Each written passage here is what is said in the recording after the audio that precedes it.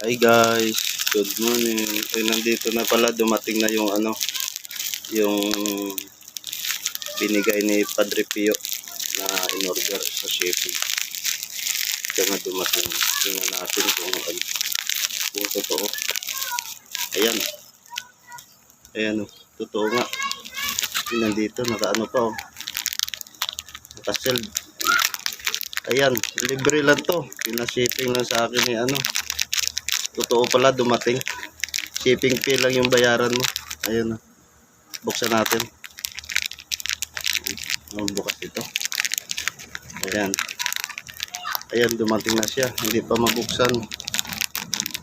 Buksan to. Ayan.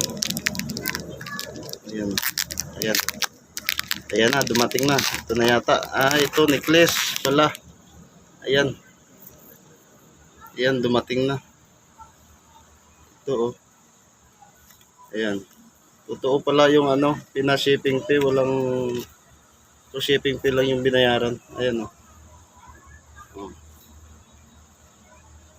Ayan. Kinang-kinang pa. Ayan. Ayan.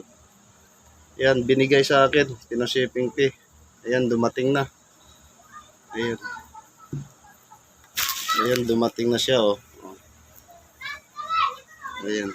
Ito, pina-GNT. Ayan. Oh. Nagulat ako, dumating. Ayan, necklace. Ayan. Galing kay, kay Padre Pio. Padre Pio. Ayan. Totoo pala to. Akala ko lang yung sa message. Ayan. Ayan, salamat po. Dumating na po yung binigay nyo na na necklace. Ayan.